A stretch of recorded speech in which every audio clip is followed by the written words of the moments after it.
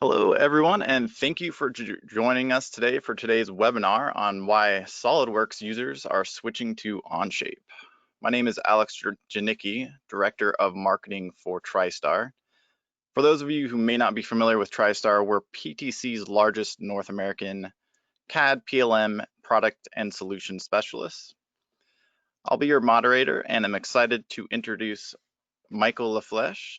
He's the Channel Technical Services Manager for Onshape. And before I hand the reins over to Michael, I did just want to let everyone know that everyone who registered for this webinar, regardless of if you attended or not, will receive a complimentary recording to view it again on demand. And there will also be a link for a Onshape trial included in that email if you want to check it out after this webinar. If you have any questions or would like to learn more after this webinar, you can visit tristar.com or simply just call us at any time. We will also be taking questions at the end of the session. So if you have any questions during the webinar, just leave them in the chat and Michael will take a look at them. So without further ado, I'll go ahead and pass it over to Michael. Thank you so much, Alex. I'm really excited to meet all of you here virtually and talk a little bit about Onshape, what the heck it is, why we're picking a fight on SolidWorks, and give you a little demonstration of the product. And if you're curious to learn a little bit more, like Alex said, you'll be able to try it out, full professional trial, wicked easy to get started. You can tell I'm Boston here, with the wicked reference there. But why don't we get started? So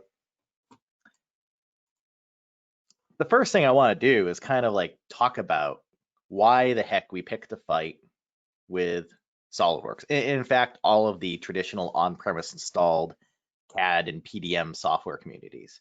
And to kind of figure out why we did this and, why we're trying to, get people to go to cloud and the SaaS type platforms, it makes a lot of sense to understand what's happened in the past, right? So if you remember, I don't remember personally, but in the 60s, we had mainframe computers starting to come online, IBM, things like that. We then went into the 80s where we went to more of a client server environment where you had some kind of server that was, hosting a large enterprise level application that people would sign into kind of dumb terminals on. And then of course, the PC revolution happened, after like 1985 onward, and that's kind of where we are now in the world of CAD. But in the world of everything else, we've already moved on, right? A lot of software out there is software as a service, web-based tools, right? If we look at the cloud over here, all of these tools are tools that people use every day. Office 365, Google Docs, right? Workday for HR. I mean, NetSuite and Salesforce.com are in use by nearly every single organization that sells anything. Okay, so all these tools have gone to the cloud, and there are clear benefits because these are complex, large database-driven applications. Most large companies don't run their business off of an Excel spreadsheet anymore. They're using cloud-based systems, database-driven applications. So why has our world, our product development world, which is developing all the cool futuristic products that we see out there today, from flying cars that people are developing to carbon fiber airplane, all these crazy things are designed in these tools, but they haven't gone to the cloud as quickly as some of these other industries. And the reason why is because it's really hard to build something like this as software as a service, because of all of the moving parts involved in a CAD system. They're very complicated. So on our side of the fence, like in product development, this wasn't a photo of this drafting room, this engineering department. It really isn't that old. I mean, this is from the 70s. I was born in the 70s. I mean, I started on a drafting board personally. And this was the product development platform of choice. We built all sorts of cool things on drafting boards. And when we went to, and just a little bit more on this, let's just presume that everybody that's sitting in front of these drafting boards has a CAD system nowadays. So the drafting board is kind of tantamount to a computer aided design system like SolidWorks, Creo, Inventor, etc., installed on a local computer. Where do you store those files? Well, in a digital world, we're storing them on file servers and cloud drives, but back in the old days, we were storing them in flat file drawers. And when we went to the digital world, digital transformation as we talk about, we kind of copied the old world, right? We just copied the drafting room and made it digital because it was already a big enough change to go from the drafting board to a computer. Why would we like completely upend everything as far as workflow goes? So that's essentially where we've been since 83, when Autodesk made popular the PC-based AutoCAD product, right? Which essentially laid the seeds for the popularity of CAD on computers, right? And of course, our friends here at PTC, I'm a PTC employee now. They invented Pro Engineer back in 1988 and completely changed the game with 3D modeling for the masses that was easily changeable, essentially taking the spreadsheet in a 3D CAD system and having and combining them, smashing them together. Rules driven, numbers driven CAD. And of course, SolidWorks came along in 95 when a little operating system called Microsoft Windows was starting to become popular. And everybody said, oh no, that's never going to work. You're not going to be able to run SolidWorks on a PC, on a Windows 32-bit computer. And of course, they changed everything, and everything ended up going to Windows in the CAD world because Windows became the default kind of way of working. So we are where we are because of some of these technological kind of achievements, in the computing industry. But the computing industry has moved on from a typical PC-based environment. But what all of these systems had in common with, AutoCAD and DOS, Pro-E back in the early days on Unix, of course, they run on Windows now, but in SolidWorks is they all generate lots of files, okay?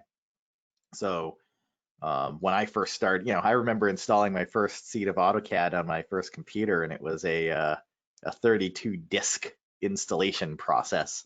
And then you would create all these files in AutoCAD and back them up on a floppy disk that you can see here.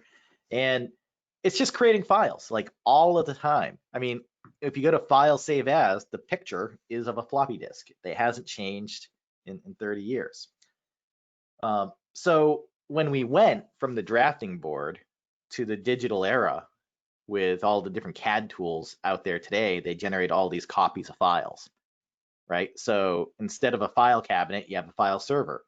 Instead of library cards in a database, a library card database, you went to a digital database, SQL Server, Access databases, things like that to keep track of your documents and what's going on, replacing, the engineering kind of administrator type person, that would be responsible for that.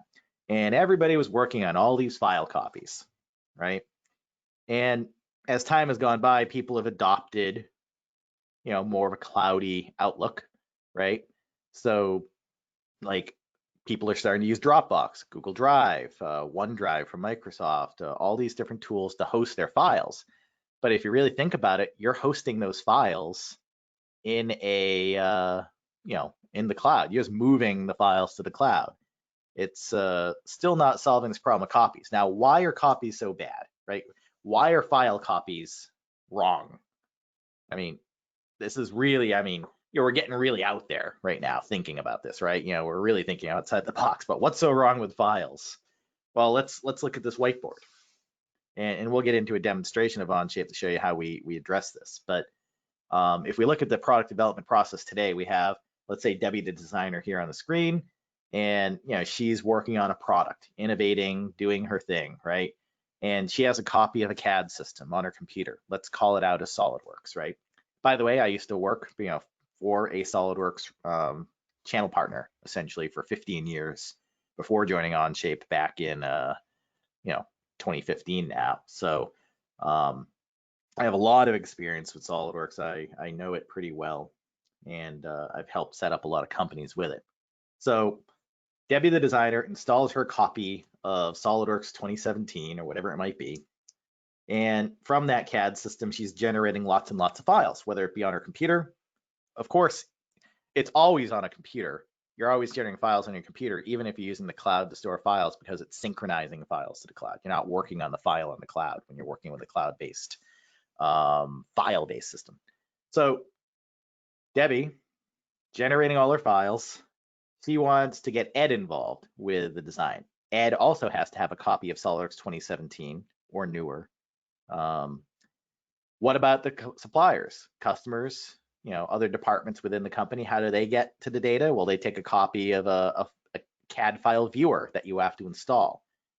So to get the files over to Ed, customers, suppliers, and other departments, you'll use a file server, use cloud storage, you'll use flash drives, you'll use email.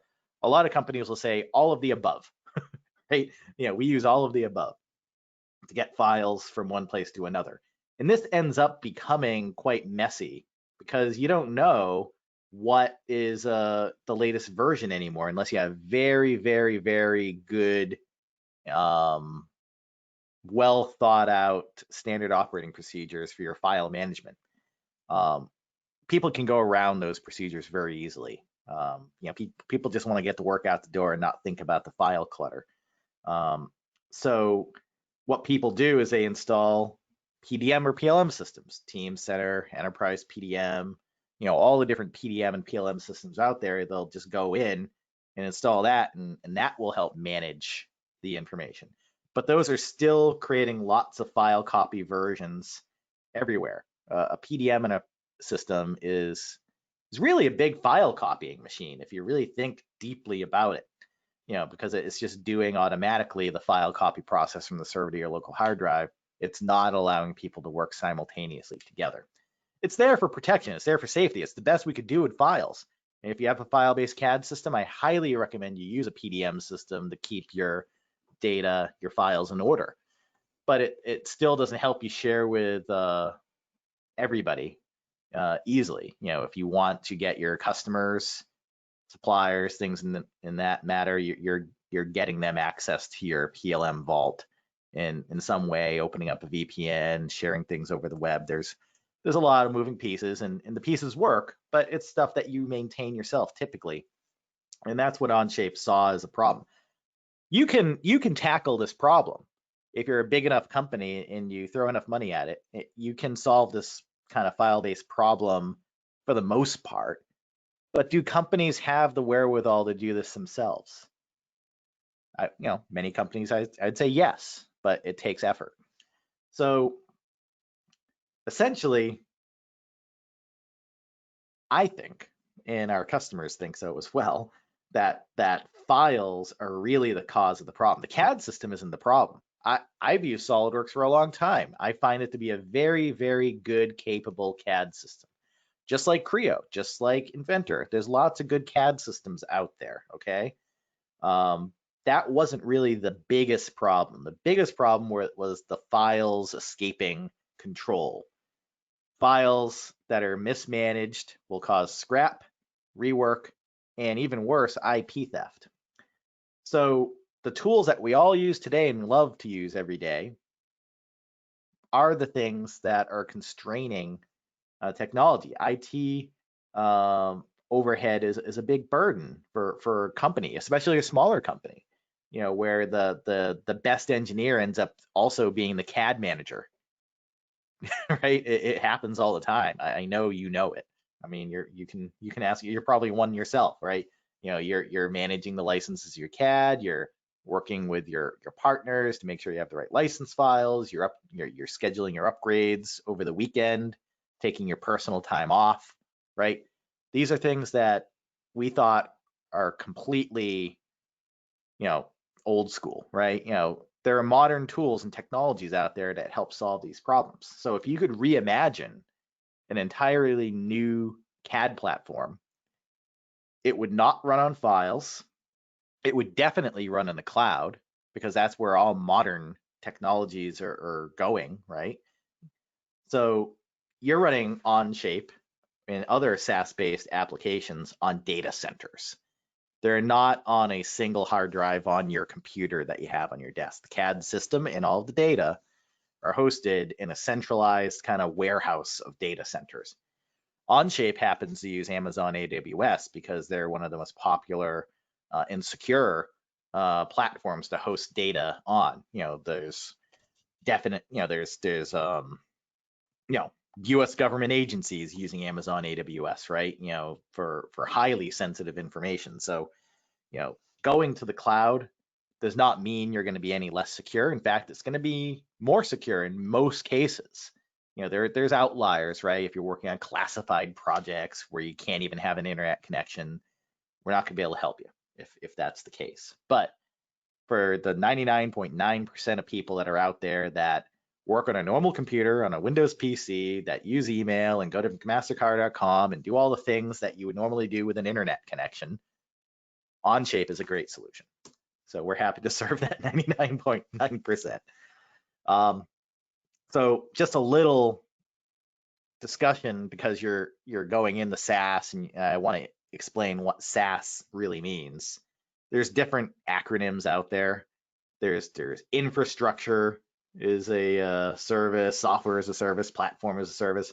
This is essentially what you have today. If you're running SolidWorks on your local PC, you're managing this yourself. You install the CAD system on premise, the application's local, the data's local, the OS is local, virtualization, servers, storage, networking, you're taking care of all of that. But as companies start to come online, they start moving certain things to the cloud, like these things in the lighter color here. You move the servers and storage to the cloud, right? So you're storing things there. That's something that some companies are doing. You can do platform as a service, PaaS, right? Where everything is on the cloud except the application and the files. Or you can go full SaaS, where there's zero IT required for your organization. All you have to do is make sure you have an internet connection and a computer that can run a web browser, which means the whole world is your oyster for computing platforms. For example, you can run Onshape on a Chromebook, on a MacBook, on your phone. You could probably run it on a Raspberry Pi connected to your toaster, right? I mean, if you have a computing device that has just a slightest amount of horsepower, you're going to be able to access Onshape because the meat of the data is running on those Amazon data centers, and you're not installing anything. It's just using a web browser in the modern technology today. So there's huge benefits for software as a service for companies. Now, all companies that are startups do this. All startups use SaaS. Right? If you started a new manufacturing company today, I guarantee you're not, well, I shouldn't say guarantee, but the vast majority of people are actually going to be, letting Gmail host their data or their email, right? You're not going to be installing a mail server local in your closet at your office. You might not even have an office, right? So that's obviously where startups begin, but large corporations are also doing a cloud first kind of thing, a cloud first initiative. If you talk to any CIO at a large company, they're looking to do this, and they have for the most part, except for CAD, because CAD is the latecomer to the software as a service world. But not for long. We have tons and tons of customers now already using Onshape. So the benefits: instant deployment, right? If you hire somebody, they have Onshape in 1 minute. If you deboard somebody, you part ways with a user, you can offboard them very, very quickly. And you're also not exposing your data to theft, if that person leaves with your CAD files. There's zero IT overhead, which I've stated already. And then finally, it's a centralized database of information, which actually allows you to do really cool things in CAD, actually, which I'm going to show you. So here we are today, right? And I kind of left AutoCAD off the list here. a lot hasn't changed since 1995 in the world of 3D CAD when SolidWorks became the darling of most mechanical engineering organizations out there. Creo and SolidWorks both work on Windows now, and Onshape, coming out in 2015 actually, but I put 2020 here because that's where we are today, is where we're at, right? So how would a true cloud native product development platform work? I'm going to walk through the day in the life of one of a team running Onshape, essentially. So I'm going to hit the escape key out of my browser here. I was showing this in Office 365 in the browser. And guess what? I'm on a MacBook computer. I'm a photographer on the side, so I run a Mac, right? I run all the Photoshop and all these things that run really well on a Mac. So I run a Mac. Most of the people at Onshape actually do as well. And I'm running the Chrome browser. Of course, I could run Safari. I could run, whatever it might be. But I'm in a browser. That's all I need. And then here's Onshape. And if I want to jump into, look around for things, I can just search for things. If I'm looking for a foot on a particular component, I search for the foot. And I tell it that, it's going to be a part. It's going to have the name foot, and I can search for it, right? And it will find it somewhere in my system. And while it's doing that, I mean, there it is. There's the flat pattern, sheet metal flat pattern of a foot. Here's the folded state. Here's another foot that was designed, and I can look at all the information about it, all the part number information, things like that. So this kind of looks like a PDM, PLM system here in a cloud web-based browser. All I'm doing is going to my environment called SaaS.onshape.com, and I have all this information. Or I can go to a design itself. So here I am inside of a document. Here's kind of like a Caterpillar kind of generator. At PTC, we have something called the Customer Experience Center, and there's one of these up in the 17th floor of our building up in Boston. And I just thought I would just remodel it here in Onshape for you. But you can see I'm in a browser. I did not install anything on my MacBook to get this to run. You'll see that it moves very smoothly. And the reason is because when I'm moving this model around, it's rendering it locally using whatever graphics capability I have on my computer. It's not streaming anything. No files came down to my computer. We're doing some clever things with what all web browsers have. Today, it's something called WebGL. It's just built in all the browsers. So we just take advantage of that. And the interface is just developed automatically based on simple instructions passed to the browser. What you do is you sign in as a secure user. So I've signed in here as the CAD manager. You're actually going to see me sign in as other people today as well. I'll sign in as Debbie, the designer, right here. So she can sign in and see, what's going on in her company. So she has a question right here in her action item bin. So you can see this is much more than a CAD system. Yeah, we're not just a simple CAD tool. We are, in fact, a full task management system, BOM management system. We have PLM type capabilities for doing the mechanical workflows in a PLM type way, as well as these nice tasks. So I could look at those tasks in document right here. Right here is that same comment where I can highlight an area. And here's the question that Mike, the manager, was asking to Debbie, the designer. She's been told to add an air filter, on this exhaust pipe right here, or inlet. So that's one thing that she can do there. So how would she do that? Well, I'm going to sign in as Debbie and view that comment as Debbie. And we're going to go ahead and open up that same exact assembly. And I'm on a different tab in that assembly. So let me just double click the other person in the document. If I do that, that will bring me to the same page that the other person is looking at. It's you can see a little picture of that guy with the cape, the CAD manager. And you can see two people in the same design at once, almost like a hologram, right? If you really think about it, right? We're looking at two of the same thing, essentially two views of the same thing. I'm just trying to get my windows side by side here so you can see a little better. Okay. So that just right there, what we did is impossible in every other system. You literally cannot have two people in the same design at once with edit rights. Okay, and we're allowing that because we can. In other systems, you can't do that. It would violate the rules of a file-based system. So let's do this. I'm going to insert, or actually, Debbie's going to insert the air filter. She sees the comment right here. She goes to the comment right there. I'll just hide that out of the way, and I can insert an air filter. Now, I haven't the foggiest idea where I put this in my data system. Of course, I could browse through and find an air filter, but rather than doing that, I'm just going to hit this filter here and say I'm looking for an assembly, with the word filter in it, and it will find it.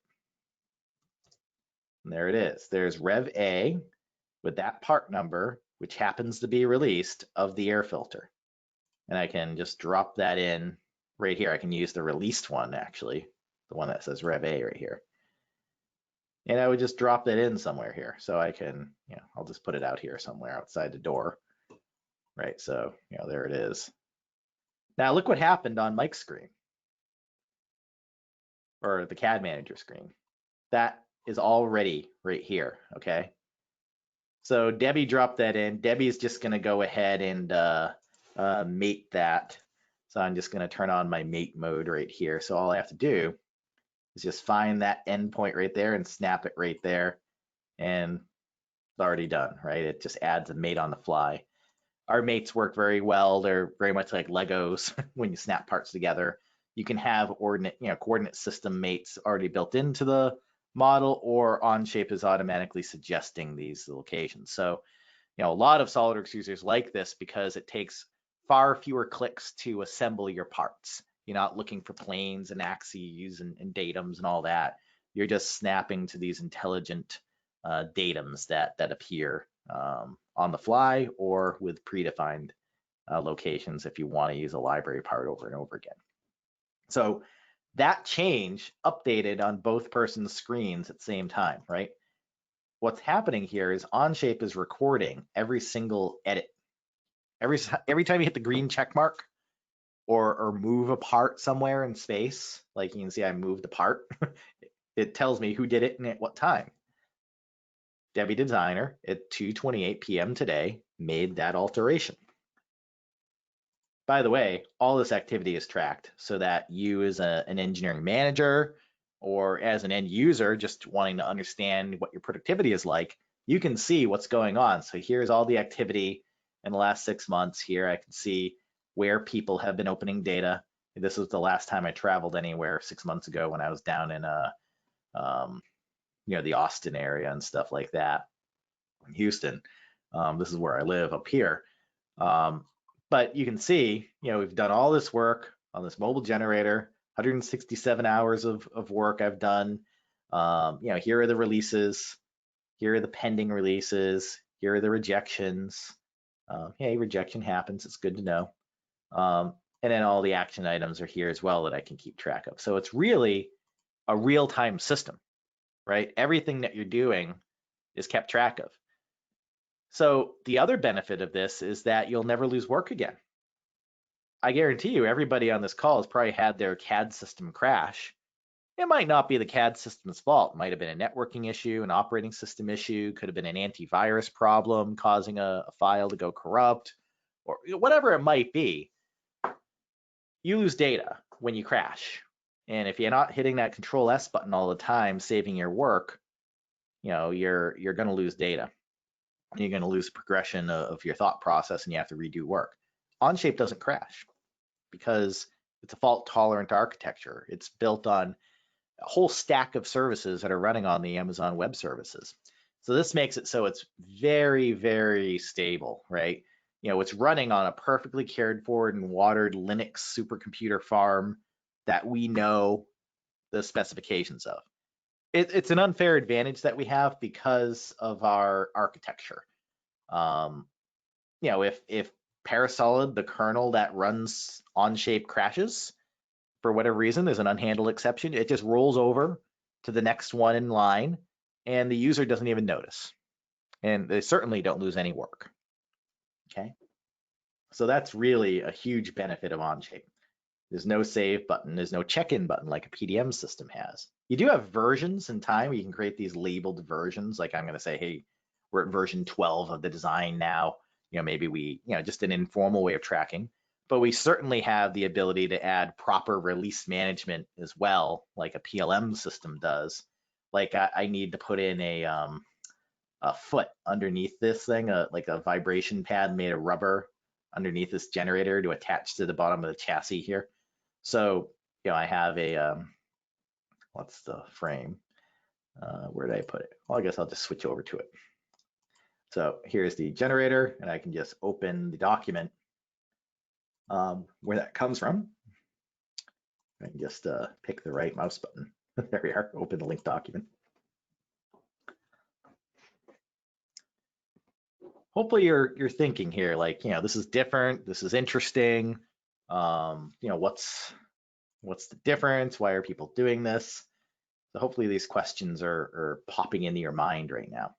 So here's this mount design. I have a document here. I have an assembly built of this sheet metal part here, the imported generator that I purchased from another supplier.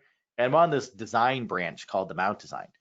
A branch. You might ask yourself, why a branch? Well, I'm proposing design modifications that I don't want to work on the main timeline. Maybe it's my own idea and I want to get approval on that idea before I merge it back into the main design. We can do that in Onshape. This is like GitHub, like most software developers use today. We're doing this kind of stuff in Onshape. So if I want to go in and start designing a new part, I'm doing it on a branch. And you can see I already have an isolation pad, kind of underneath here that I've modeled. By the way, just so you know, there's no chicanery going on here. I haven't used that word yet this week, so so I'm drawing right here live, parametric sketch, just like that. I just connected it to those edges. I'm copying these whole locations over, and I'm hitting the extrude button. And I'm doing this as a multi-part experience, as you can tell. It's kind of like in context without all the file headaches. So I'll just say I want a 1-inch extrusion as a solid right here. Of course, we can do much more than blocks with holes in it. Like you see right here, we have all the tools that you would expect for advanced surface modeling, sheet metal, all that kind of stuff. So that created something called part 2. I'm going to call that the isolation foot. There we are.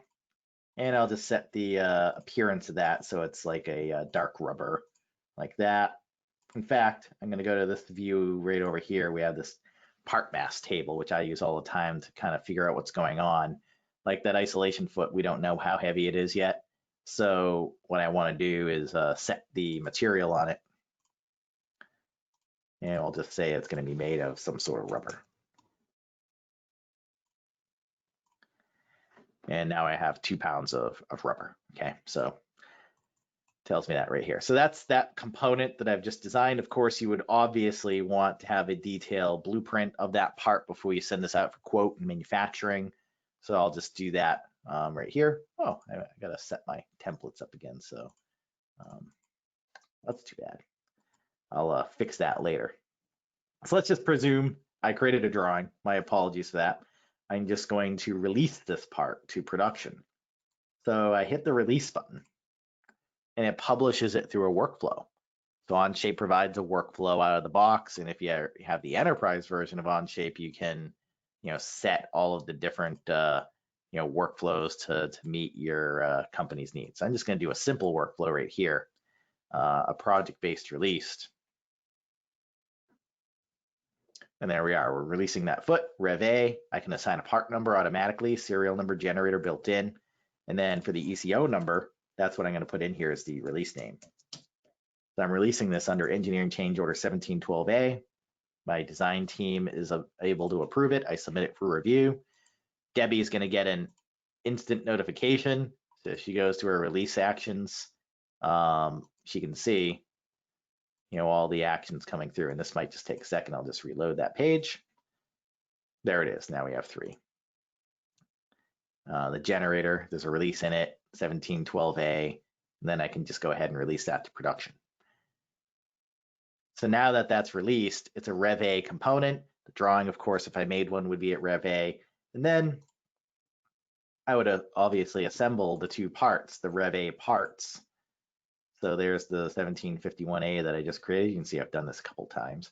But I'll just drop that one in space right here. It assumes that we're going to put it in the same location we designed it, but we can drag that off and just make, we need two of these. So I'll just take that and snap it right there. And we'll do two of them. So that way our bill of materials is up to date, right? Take that and take that. Oh, missed the first one. So you can see how ridiculously easy it is to snap these parts together, like you see right there. And then, of course, our bill of materials is here at the assembly level. And we see that we're using two of those isolation pads that are released at Rev A here in the system. If we get it from a certain supplier, we can set that in here as well if it was a purchased component or something like that.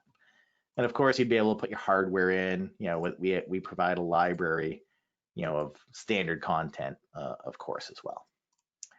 So, and then of course, you would finally, take all this hard work that you've done and merge that back into the main timeline.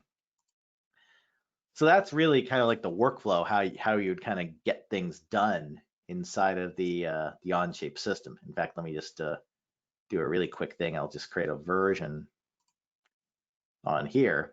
And then if I updated this right here, I get a little blue note next to it, and I can update the document to version 38.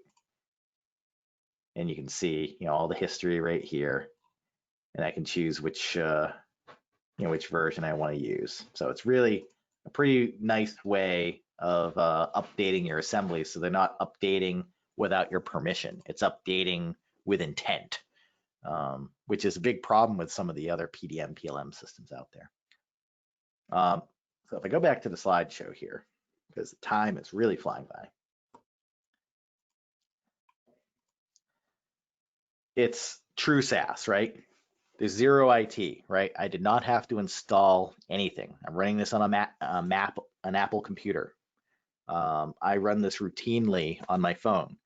We have a preview app running on the Magic Leap device. If you've seen those out there, you can actually run CAD and augmented reality, essentially. Tony Stark level stuff from Iron Man, right?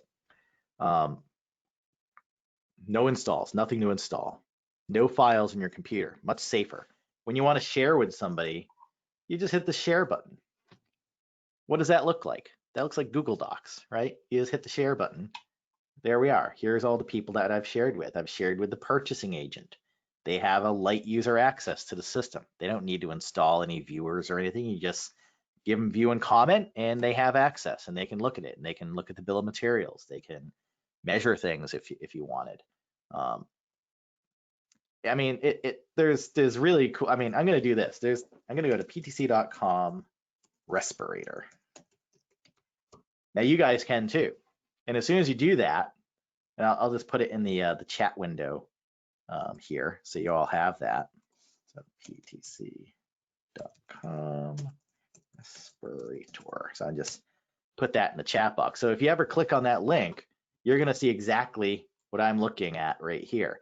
And this is just a respirator that a company in El Salvador actually created using Onshape, obviously for helping with the pandemic here. So this should, just by clicking that link, that should tell you a lot about Onshape, because you're not going to have to install anything. There's no viewer. You just click in your browser and go. You need Chrome, Firefox, Edge, Safari. The only one that it really doesn't work well on is Internet Explorer, because that one's kind of like going away, right? It's most people run Chrome, Firefox, Edge, stuff like that. So that tells you a lot right there.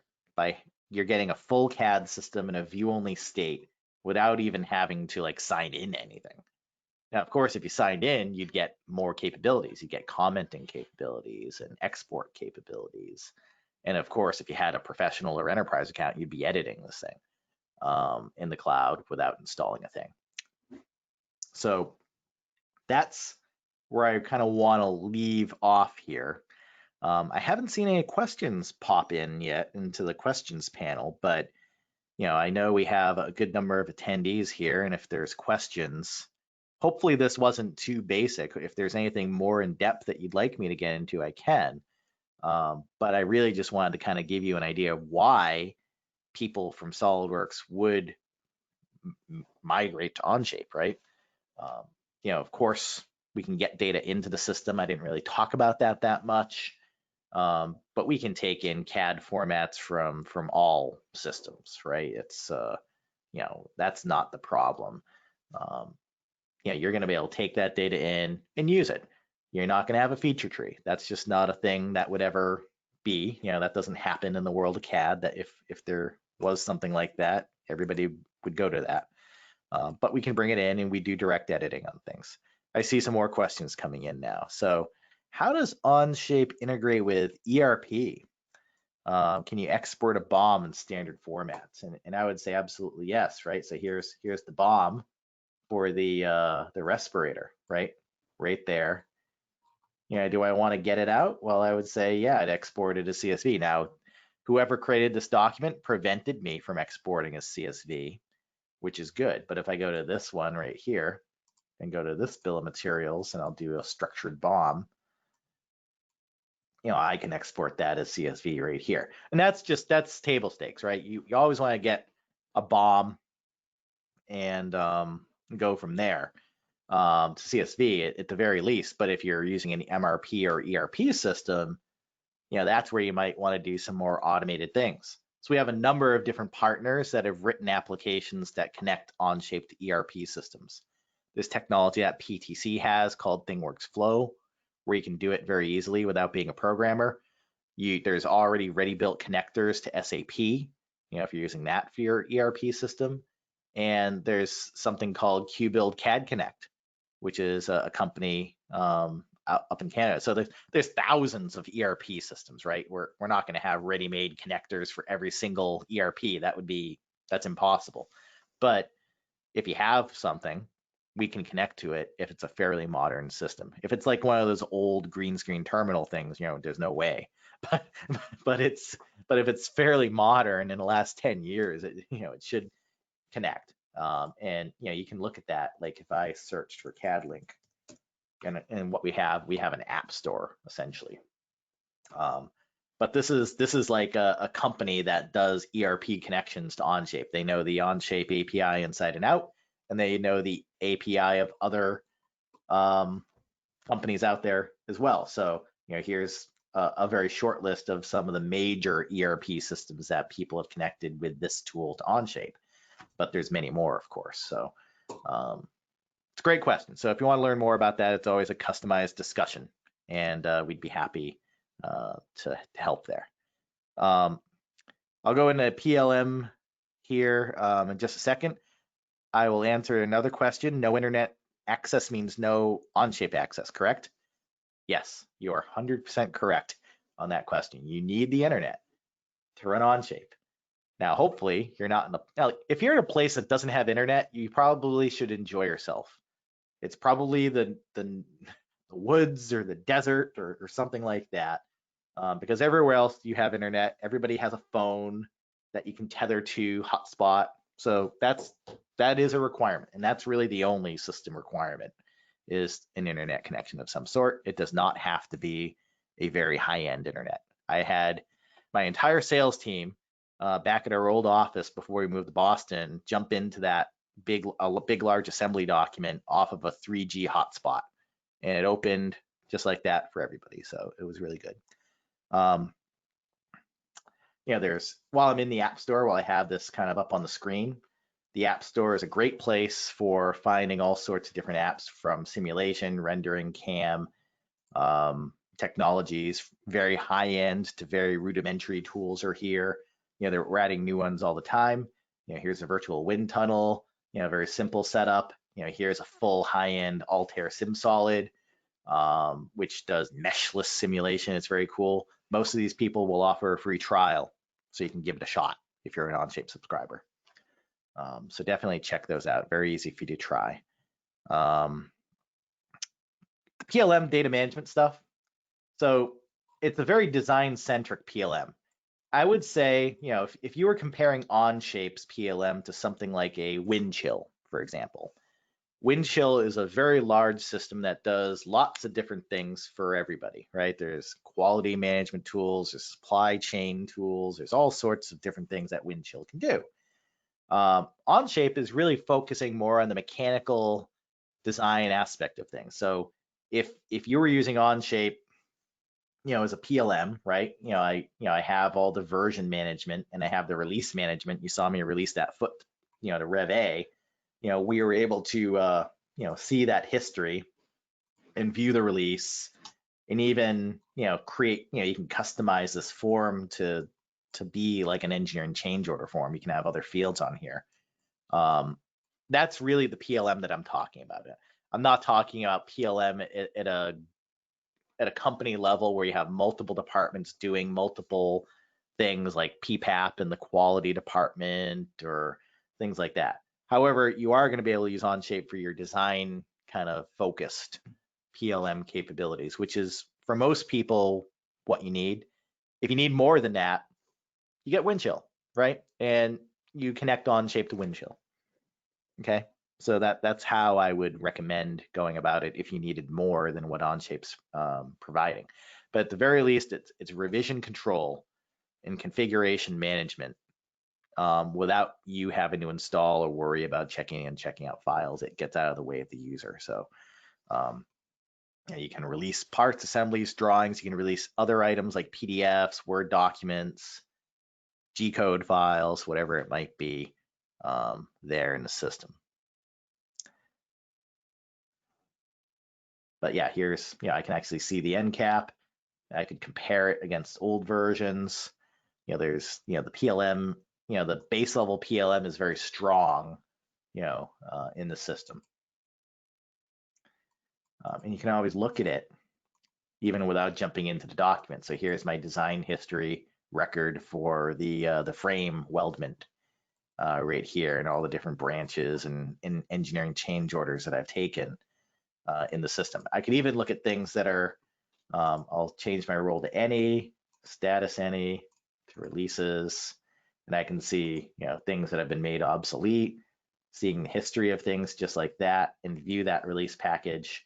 And here's one of those custom forms for removing something from production, right? So to a lot of people, this is PLM, right? PLM, you can open up Pandora's box of, what a PLM system means, and have a discussion that goes on for a lifetime. Part libraries, yeah. So your part libraries, you would import in Onshape. Now, we provide a library, of course, of standard bolts, nuts, screws, and we curate that and maintain it. But part libraries, you would just create a library right here. Here's my library folder, and I've broken it up into various, subcategories. This is just a simple demo environment here, but here I have some custom hardware I might have, grabbed from McMaster Car or something. But if you have a library now, you would just import it, right? We can import, right from a file system. We can import it from a cloud storage system without even having the file synchronized. Here's a couple of text files and a PDF file I'll import into this document that might describe the material and the CAM, for that, right? So we can store all of that right here. There's the CAM file. Here's a PDF, of a Mastercam op sheet, that we, built. And all of these things can be release managed, right? I don't know if I've released this yet. Looks like I have. So let's do a new release package on that. And I can add the files that I just uploaded to the document, to the release package, just like that, right? And maybe I don't need to release the part, the part didn't change. I'm just adding these new things right here and assigning file numbers to them, right? So that's the release process for things that are non-CAD related. Very easy to do, right? So that's submitting for review, and it's waiting now. Creating independent parts and assemblies is very cool in Onshape. That's a good question. So you can do it, like you saw what I did with this right here where I created this foot pad underneath that sheet metal part, it looked like I was in an assembly, but I wasn't. I was in something called a part studio, which is a very clever way of doing multi-part modeling without worrying about C:\file management. So if I wanted to just create a part in place, like you saw me do there, that is the easiest way of doing it. But there's other ways of doing it. Like I maybe, instead of doing it that way, I wanted to like create it in place at this level of the assembly. And you can do that. You just say, I want to create a new part in the context of the assembly. And in context modeling has been fraught with issues for a long time in most CAD systems. A lot of companies actually ban the usage of it because they break so easily. But I'm going to create a new part in the context of this top level assembly. And it works very fast and very well. You see how quickly I was able to get to a point where I can start modeling in the context of the top level assembly. And now I can just go into my top plane, create a sketch, grab this origin right here. I'll do something like that. We'll add a relation between here, and I'm going to find the floor here and here. Did I get the floor? Yeah, it looks like it. So I'll just add that relation, between here and here. And that is pretty much it. And then, actually, hold on. Let's do this.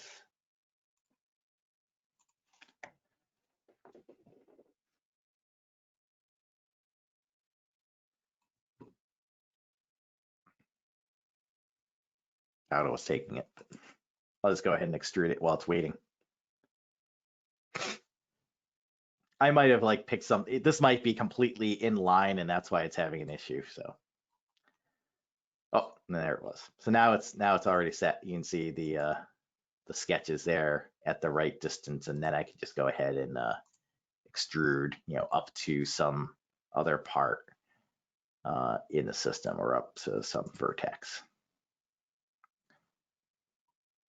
So I'll just do a up the face right there.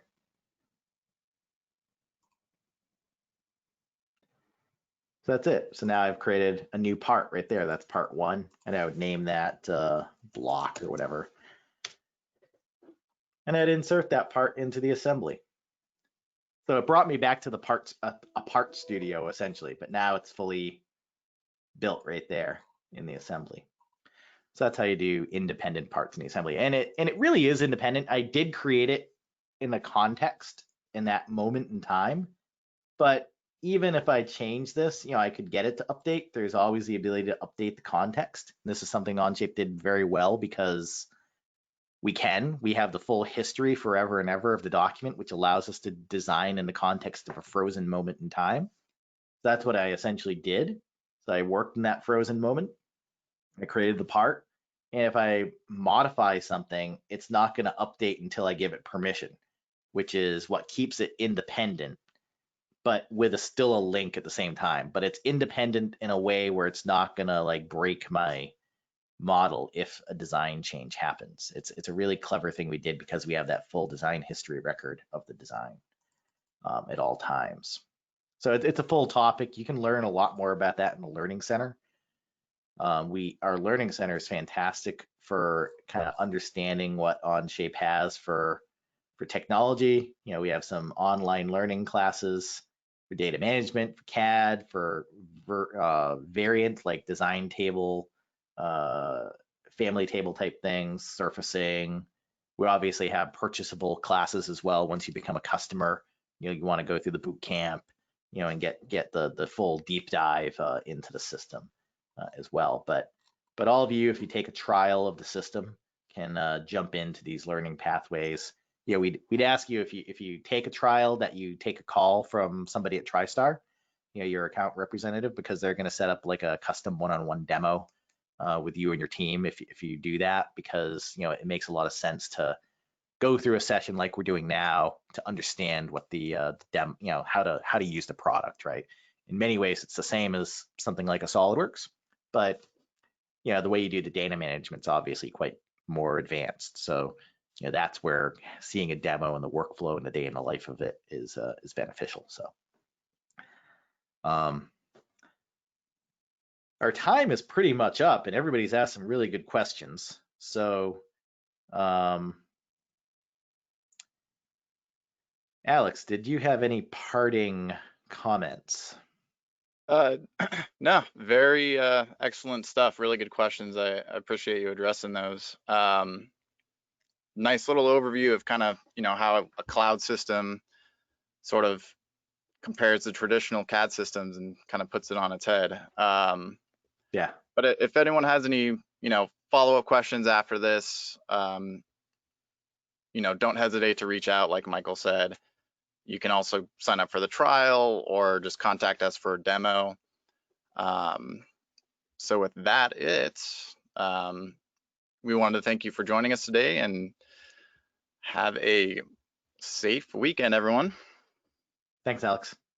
Thank you. Bye.